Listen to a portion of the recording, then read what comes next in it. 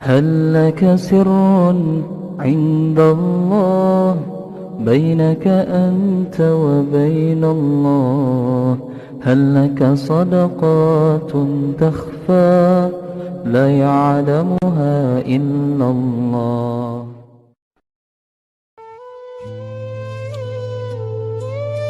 Bismillahirrahmanirrahim. Assalamualaikum warahmatullahi wabarakatuh. Seorang sahabat Rasulullah SAW, Sya'ban radhiyallahu anhu, memiliki kebiasaan unik. Dia datang ke masjid sebelum waktu sholat berjamaah. Ia selalu mengambil posisi di pojok masjid pada setiap sholat berjamaah dan iktikaf. Alasannya, selalu mengambil posisi di pojok masjid karena ia tidak ingin mengganggu atau menghalangi orang lain yang akan melakukan ibadah di masjid. Kebiasaan ini sudah dipahami oleh semua orang, bahkan Rasulullah SAW sendiri. Pada suatu pagi, saat sholat subuh berjamaah akan dimulai, Rasulullah SAW merasa heran karena tidak mendapati Sya'ban pada posisi seperti biasanya. Rasul pun bertanya kepada jamaah yang hadir, apakah ada yang melihat Sya'ban? Tapi tidak ada seorang pun yang melihat Sya'ban pada saat itu. Sholat subuh pun sengaja ditunda sejenak untuk menunggu kehadiran Sya'ban. Namun yang ditunggu belum datang juga. Karena khawatir sholat subuh kesiangan, Rasulullah pun memutuskan untuk segera melaksanakan sholat subuh berjamaah. Hingga sholat subuh selesai pun Sya'ban belum datang juga. Selesai sholat subuh, Rasul pun bertanya lagi, apakah ada yang mengetahui kabar Sya'ban? Namun tidak ada seorang pun yang menjawab. Rasul pun bertanya lagi, apa ada yang mengetahui di mana rumah Sya'ban? Seorang sahabat mengangkat tangan dan mengatakan bahwa dia tahu persis di mana rumah Sya'ban. Rasulullah sangat khawatir terjadi sesuatu terhadap sahabatnya tersebut. Rasulullah meminta diantarkan ke rumah Sya'ban. Perjalanan dari masjid ke rumah Sya'ban cukup jauh dan memakan waktu lama, terlebih mereka menempuh dengan berjalan kaki. Akhirnya, Rasulullah dan para sahabat sampai di rumah Sya'ban pada waktu sholat duha, kira-kira 3 jam perjalanan. Sampai di depan rumah Sya'ban, beliau mengucapkan salam dan keluarlah wanita sambil membalas salamnya. Benarkah ini rumah Sya'ban? Tanya Rasulullah. Ya benar, ini rumah Sya'ban. Saya istrinya, jawab wanita tersebut. Bolehkah kami menemui Sya'ban? Kata Rasulullah. Karena dia tidak hadir sholat subuh di masjid pagi ini. Dengan berlinang air mata, istri Sya'ban radhiyallahu anhu menjawab, beliau telah meninggal tadi pagi ya Rasulullah. Inna lillahi wa inna ilaihi raji'un, jawab semuanya yang hadir pada saat itu. Satu-satunya penyebab Sya'ban tidak hadir sholat subuh di masjid adalah karena ajal menjemputnya. Beberapa saat kemudian, istri Sya'ban bertanya kepada Rasulullah, ya Rasulullah, ada sesuatu yang menjadi tanda tanya bagi kami semua, yaitu menjelang kematiannya, dia berteriak-teriak 3 kali dengan masing-masing teriakan disertai satu kalimat. Kami semuanya tidak paham apa maksudnya. Apa saja kalimat yang diucapkannya? Tanya Rasulullah.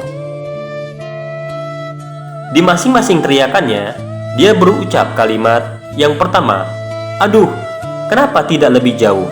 Yang kedua, aduh, kenapa tidak yang baru? Dan yang ketiga, aduh, kenapa tidak semuanya? Kata istrinya Sya'ban.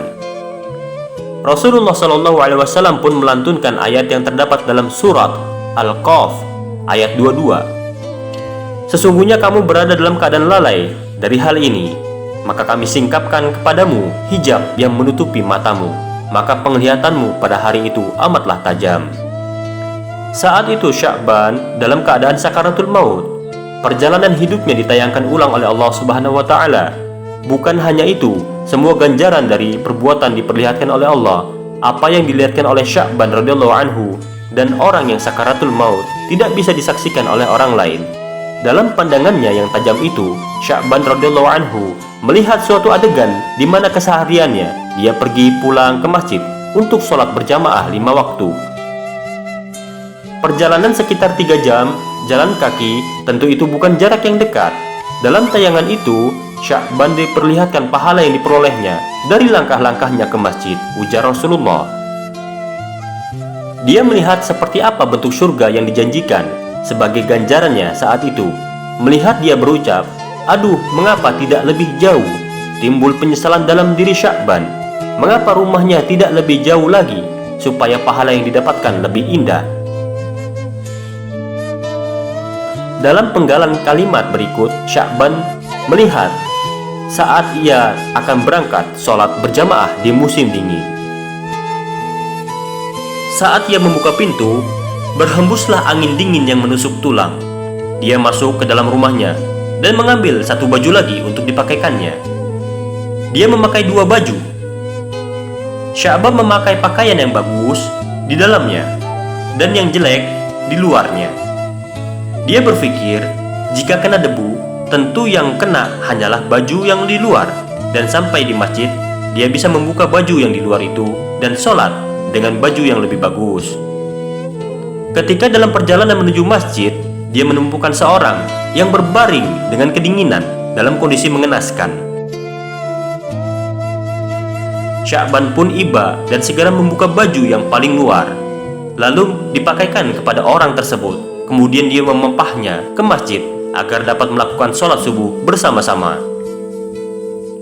Orang itu pun selamat dari mati kedinginan dan bahkan sempat melakukan sholat berjamaah.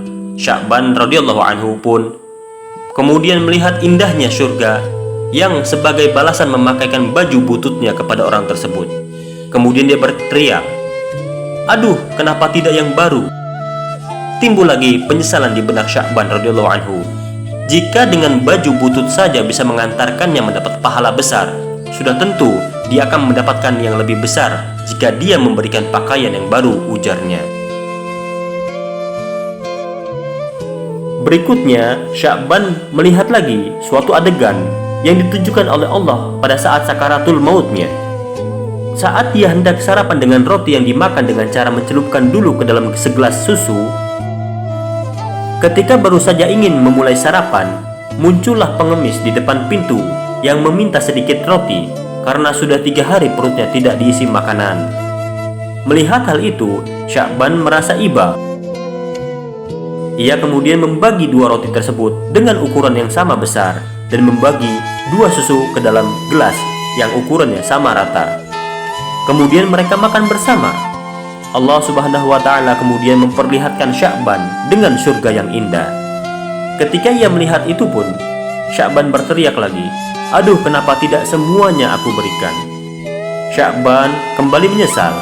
Seandainya dia memberikan semua roti itu kepada pengemis tersebut, pasti dia akan mendapatkan surga yang lebih indah. Masya Allah, Sya'ban bukan menyesali perbuatannya, melainkan menyesali mengapa tidak optimal. Sesungguhnya pada suatu saat nanti, kita semua akan mati, akan menyesal, dan tentu dengan kadar yang berbeda-beda. Bahkan ada yang meminta untuk ditunda kematiannya, karena pada saat itu barulah terlihat jelas konsekuensi dari semua perbuatannya di dunia. Mereka meminta untuk ditunda sesaat karena ingin bersedekah, namun kematian akan datang pada waktunya dan tidak dapat dimajukan dan tidak dapat diakhirkan. Allahu a'lam bishawab. Assalamualaikum warahmatullahi wabarakatuh.